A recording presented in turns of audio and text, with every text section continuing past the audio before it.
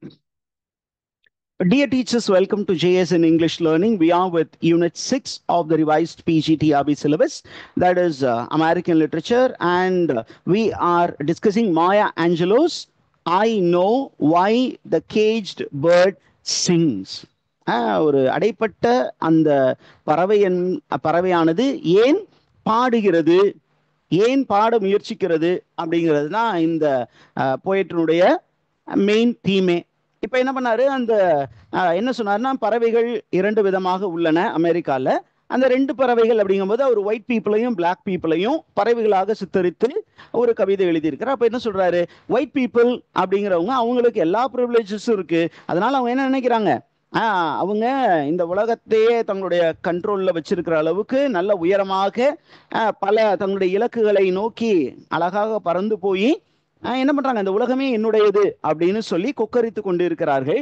அதே நேரத்துல இந்த ஆப்பர்ச்சுனிட்டிஸ் மறுக்கப்பட்டதினால் இந்த so called Afro American people என்ன பண்றாங்க, they are like the caged bird. என்ன மாதிரி கேஜ் அப்படின்னா, நல்ல விசாலமான கேஜ் கூட இல்லை, it is a narrow cage. அப்ப அந்த நேரோ கேஜ் ஒடுக்குமுறையினால் காலங்காலமாக அவதிப்பட்ட மக்கள் என்ன பண்றாங்க, கொஞ்சம் கோபத்தின் உச்சத்திலே இருக்காங்க.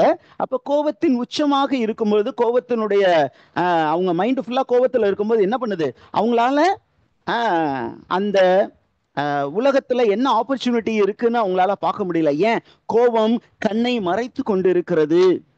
எதனால சார் கோபமா இருக்காங்க அப்படின்னா, அவங்க பறவை அப்படின்னா அந்த பறவைக்கு ரெக்கைகள் இருக்கணும். அப்ப ஒரு மனிதன்னா அவனுக்கு நிறைய ஆப்பர்ச்சுனிட்டிஸ் இருக்கும். இந்த ஆப்பர்ச்சுனிட்டிஸ் அவன் பயன்படுத்த முடியாமல் நிறைய தடைகள் இருக்கின்றன. அப்ப அங்க பேர்டு வந்து பறக்க முடியாம இருக்கணும்னா என்ன பண்ணணும், அந்த பறவையுடைய ரெக்கையை வெட்டி விட்டுட்டு இப்ப பற பார்க்கலாம் அப்படின்னு சொல்லிட்டு ஒரு மனிதர் வந்து அதை கொடுமைப்படுத்துற மாதிரி இந்த கருப்பின மக்கள் அமெரிக்கால கொடுமைப்படுத்தப்பட்டார்கள், அவங்களுடைய வாய்ப்புகள் மறுக்கப்பட்டன. அப்படிங்கிற ஒரு சிச்சுவேஷன்ல தான் இந்த போயமே அவங்க எழுதுறாங்க. அந்த பறவையினுடைய காலு கட்டப்பட்டது. அப்ப அவங்களுடைய ரெக்கை ரெக்கை வந்து கத்தரிக்கப்பட்டது, கால்கள் கட்டப்பட்ட நிலையில் இருந்தது. அது வெளியில போக முடியாம ஒரு சின்ன கூண்டில் அடைக்கப்பட்டது. ஆனா அந்த பறவை என்ன பண்ணுச்சு, வாயை திறந்து கத்த ஆரம்பிச்சுச்சு. எப்படி கத்துச்சு, ரொம்ப சாஃப்டா கத்தி இருக்குமா? கஷ்டத்துல இருக்கக்கூடிய பறவை நல்ல உச்ச துணியில் கத்தியது, கோவத்துல கத்துச்சு. எப்படி கத்துச்சு, கராமுரான்னு கத்துச்சு. அது எதை பத்தி கத்துச்சு அப்படின்னா, ஃப்ரீடத்தை பத்தி, தன்னுடைய தன்னுடைய ஏக்கம் என்ன, எதிர்பார்ப்பு என்ன அப்படிங்கிறத பத்தி ரொம்ப உறக்க கத்தியது அப்படிங்கிறது தான் ஃபர்ஸ்ட் ஸ்டான்ஸா. இப்போ செகண்ட் ஸ்டான்ஸால பாருங்க, திருப்பியும் அந்த ஃப்ரீ பேர்ட், கேஜ்ட் பேர்ட், அது ரெண்டுக்கும் உள்ள வேறுபாடை நமக்கு காட்டுறாரு. இந்த ஃப்ரீ பேர்ட் என்ன சார் பண்ணுச்சு, ஏற்கனவே அது என்ன பண்ணுச்சு, வானத்துல நல்ல அந்த ஆப்பர்ச்சுனிட்டியை பார்த்துச்சு, நல்ல ஒரு காத்தை பார்த்துச்சு. அந்த காத்தை நல்லா பயன்படுத்திட்டு மேலே போயிருச்சு. மேலே போய் ஒரு இடத்துல இருக்கு, இப்போ அதுக்கும் மேலே பறக்கலாம் அப்படின்னு முடிவு பண்ண போகுது. அப்ப இந்த பறவை என்ன பண்ணுச்சு, free bird is in a high position and it is thinking about what அப்படின்னா, it is thinking about another breeze. இன்னும் ஒரு நல்ல சாதகமான காற்று வீசுமா, இந்த சாதகமான காற்றை நான் பயன்படுத்தி இன்னும் மேலே பறக்க விரும்புகிறேன் அப்படின்னு அந்த பறவை இருந்து. அப்ப breeze here symbolizes opportunity. Breeze here symbolizes freedom to go wherever one wants. அப்ப என்ன மாதிரி ஒரு ஃப்ரீடம் அவங்களுக்கு இருந்தது அப்படின்னா, they had economic freedom. அததான் அடுத்த 2 லைன்ல சொல்றாங்க. அந்த trade winds soft through the sighing trees. இந்த ஃப்ரீ பேர்டுக்கு என்ன கிடைச்சது, ட்ரேட் விண்ட் கையில மாட்டுச்சு. அதனால அந்த ட்ரேட் விண்டை பயன்படுத்தி அது என்ன பண்ணுச்சு, எங்கெல்லாம் போய் காசு பணம் சம்பாதிக்க முடியுமோ அங்கெல்லாம் போய் எந்தெந்த விதத்தெல்லாம் பணம் சேர்க்க முடியுமோ, பொருள் சேர்க்க முடியுமோ அதையெல்லாம் பயன்படுத்துச்சு. அப்ப ட்ரேட் விண்டுனா என்ன சார் அப்படின்னு கேட்டீங்கன்னா, அதை பத்தியும் நான் சொல்லி கொடுத்துட்டு போயிடுறேன். அதுதான் ஒரு ஆசிரியருடைய, ஒரு ட்ரெயினருடைய முக்கிய பங்களிப்பா இருக்க முடியும். Trade wind here refers to a wind which blows towards the equator from the northeast in the northern hemisphere. அந்த நார்தர்ன் ஹெமிஸ்பியர்ல இருந்து அப்படியே ஈஸ்ட் நோக்கி வீசக்கூடிய ஒரு காற்று. இத அப்படியே என்ன பண்றீங்க அப்படின்னா ட்ரேட் பக்கம் கொண்டு வந்தீங்கன்னா இந்த sailors from the western world என்ன பண்ணாங்க அப்படின்னா they used to make use of the trade wind to navigate the oceans. கடல் கடந்து வாணிகம் செய்வதற்கு அவங்க என்ன பண்ணாங்க, இந்த ட்ரேட் விண்டை சாதகமாக பயன்படுத்தி கொண்டு தூரதேசம் சென்று என்ன பண்ணாங்க, வணிகம் செய்து பொருள் ஈட்டி என்ன பண்ணாங்க, வசதி வாய்ப்போடு வாழ்ந்தார்கள். அப்ப இவர் என்ன சொல்றாரு, இந்த வெள்ளைக்காரன் எல்லா ஆப்பர்ச்சுனிட்டியும் அவனே பயன்படுத்தி காசு பணத்தோட நல்ல வசதியா இருக்கான் சார். ஆனா எங்களை என்ன பண்ண மாட்டேங்கிறான், இந்த மாதிரி காசு பணம் சம்பாதிக்க விட மாட்டேங்கிறான். எங்களை அடைச்சு வச்சு கூண்டுல இருக்கிற கிளி மாதிரி வச்சு என்ன பண்றான், கஷ்டப்படுத்துறான். That is number one. Number two, இந்த free bird, that is the white people, எப்படி இருக்காங்க, they are thinking about the fat worm. ஒரு நல்ல சாப்பாடு நமக்கு கிடைக்கும். எப்பொழுதுமே பறவை எதை எதிர்பார்த்துக்கிட்டு இருக்கோம், எங்கேயாவது ஒரு புழு கிடைக்குமான்னு பார்க்கும். சாதாரண புழு இல்ல, கொளுத்த புழு, நல்ல பெருசா இருக்கிற மாதிரி ஒரு புழு. அதனுடைய ஆசை பெருசு, நிறைய சாப்பிடணும் அப்படின்னு ஆசைப்படுது. அப்ப என்ன பண்ணுது, அந்த கொளுத்த புழு கிடைக்கிற வரைக்கும் வெயிட் பண்ணி சாப்பிடும். ஆனா எங்களுக்கு அந்த மாதிரி சூழ்நிலையில என்ன கிடைச்சாலும் சரி, நல்ல சாப்பாடு அப்படின்னு பார்க்க முடியாது. புழு புழுத்த சாப்பாடா இருந்தாலும் சாப்பிடுவோம் சார். ஏன், எங்களுக்கு ரொம்ப அதிக பசியில இருக்கும். அவன் பசி இல்லாம டைமுக்கு சாப்பிடணும்னு சாப்பிட்டுக்கிட்டு இருக்கான் sir. Are you there, teachers? Look at the free bird. இந்த ஃப்ரீ பேர்ட் என்ன பண்ணுச்சான், இந்த மாதிரி நிறைய ஆப்பர்ச்சுனிட்டிஸ் இருக்கும்போது என்ன பண்ணுது, இந்த வானம், இந்த உலகத்துல இருக்க எல்லாமே என்னுடையது அப்படின்னு உரிமை கொண்டாடுகிறது. The bird, the free bird claims the sky to be his. எல்லாமே என்னுடையது அப்படின்னு என்னது என்னது அப்படின்னு சொல்லிட்டு இருக்கு. ஆனா இந்த கேஜ்ட் பேர்டு பாருங்க, அப்படியே கான்ட்ராஸ்டிங்கான situation. But the caged bird stands on a grave of dreams. அது அப்படியே அந்த நாரோ கேஜ் குள்ளர் நின்றுட்டு அப்படியே கனவு காணுது. எதை பத்தி கனவு காணுது, என்ன மாதிரி அந்த ட்ரீம் இருக்கான், it is a grave of dreams. It's a grave அப்படிங்கிறாரு. அப்படின்னா there is no possibility of achieving it. ஏன், யாராவது அதுக்கு வாய்ப்பு கொடுத்தா தானே, வாய்ப்பே கொடுக்கல.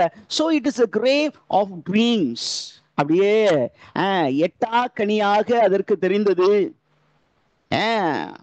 எது வரைக்கும் எட்டா கனியா இருந்தது, நமக்கு பராக் ஒபாமா என்ற ஒரு கருப்பினத்தவர் பிரசிடென்ட் ஆகிற வரைக்கும் பிரசிடென்ட் ஆக முடியுமான்னு யோசிச்சுட்டு தான் அதுக்கப்புறம் ஒரு கருப்பினத்தவர் அந்த இனத்திலிருந்து வந்த ஒரு பிரசிடென்ட் ஆனாரு. அது வரைக்கும் அது ஒரு எட்டா கனியாக இருந்தது. Did you understand that, teachers? Dream is personified into a grave. It's a difficult situation. Unpleasant dreamsல unpleasant dream தான். நம்ம கையில ரீச்ல இல்ல, இதெல்லாம் நமக்கு நம்ம விட்டு இது தொலைவில் இருக்கு அப்படின்னு சொல்ற மாதிரி. ரெண்டாவது, what does the bird do? It is actually thinking about the shadows and it shouts on a nightmare scream.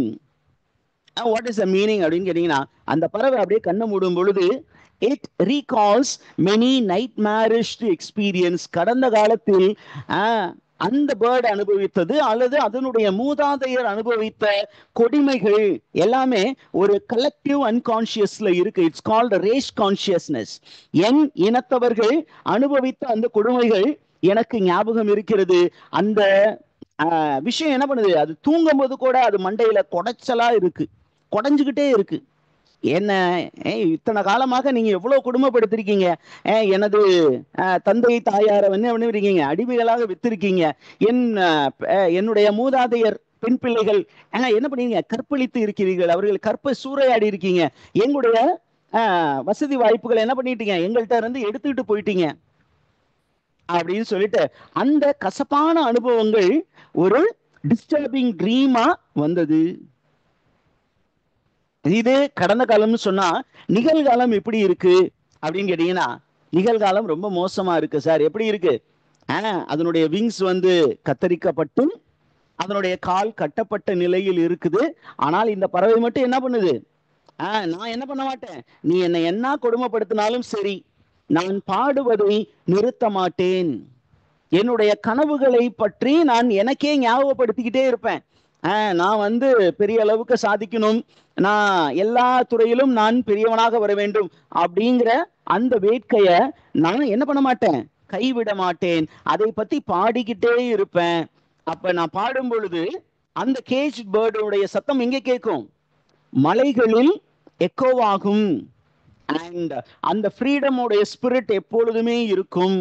பாத்தீங்கன்னா ஏறக்குறைய ரொம்ப சிம்பிளான தீம். ஆனா இந்த போயட் வந்து ரொம்ப அதிகமா பயன்படுத்தினது என்ன டெக்னிக் அப்படின்னா, number 1 juxtaposition, number 2 repetition of certain lines. The repetition of certain lines எதுக்கு அப்படின்னா, to show the condition of the oppressed people, the condition of the Afro-American people who were oppressed by the whites, who were deprived of a decent living, or who were deprived of opportunities. வாய்ப்பு மறுக்கப்பட்ட அந்த ஒடுக்கப்பட்ட மக்கள் அவங்க என்ன பண்றாங்க, எவ்வளவுதான் நீ அடிச்சாலும் நான் என்ன பண்ண மாட்டேன், அடிபணிந்து போக மாட்டேன். என்னுடைய விடுதலை வேட்கை தொடர்ந்து என்னில் கொழுந்து விட்டு எரிந்து கொண்டிருக்கும், நானும் தொடர்ந்து பாடிக்கொண்டுதான் இருப்பேன் அப்படின்னு தங்களுடைய ஃபைட்டிங் பேக் ஸ்பிரிட்டை அப்படியே காட்டுவதாக இந்த ஒரு காட்சி அமைப்பு கொடுத்திருக்காங்க. That is the poem, teachers. Did you understand the poem? Sir. Yes, madam. எஸ்ன்னு சொன்னீங்களா இல்ல ஏதாவது டவுட் கேட்டீங்களா?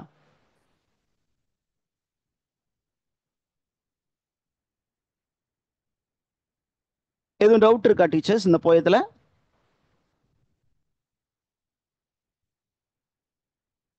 சரி, what is the tone of the poem அதை பார்த்துருவோமே.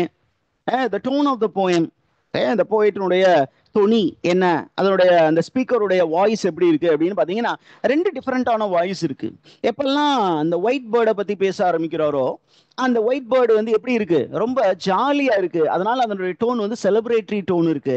அதே நேரத்தில் அந்த கேஜ்ட் பேர்டுடைய வாய்ஸ் பாத்தீங்கன்னா, it is very very mournful but defiant. Defiant அப்படின்னா எதிர்த்து போரிடும் துணிச்சல் அதுகிட்ட இருக்கு.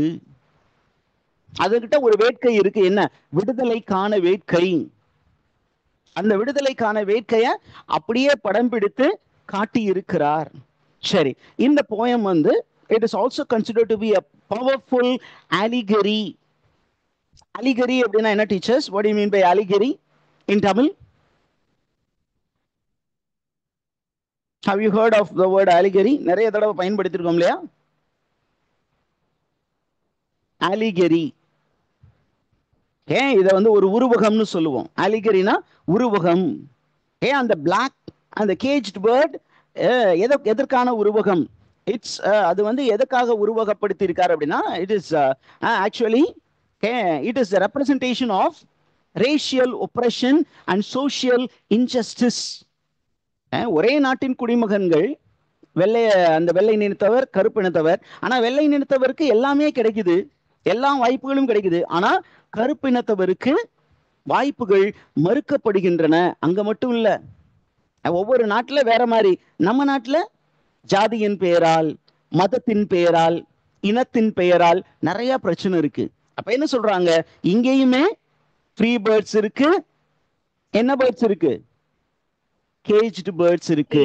ஃப்ரீ பேர்டு ஜாலியா தெரியுது, கேஜ்டு பேர்டு என்ன பண்ணிட்டு இருக்கு? வாய்ப்புகள் மறுக்கப்பட்டு இருப்பும் காரணத்தினால் கத்தி கதறிக்கிட்டு இருக்கு. எனக்கு என்னுடைய வாய்ப்புகளை கொடுங்க, எனக்கு ஒரு டீசென்டான லிவிங் கொடுங்க, நான் என்ன வாழ விடுங்க. நீங்க உங்கள்ட்ட இருந்து நான் எதுவும் கேட்கல, என்ன நிம்மதியா வாழ விடுங்க, எனக்கு வந்து சான்ஸ் கொடுத்தீங்கன்னா நான் நல்லா வாழ்ந்துக்குவேன், என்ன வாழ விடுங்க அப்படிங்கிற அந்த ஒரு குரல். அந்த குரலுக்கு தான் இந்த போயத்துல பிரசன்ட் பண்ணப்பட்டது. அவ்வளவுதான் டீச்சர்ஸ்.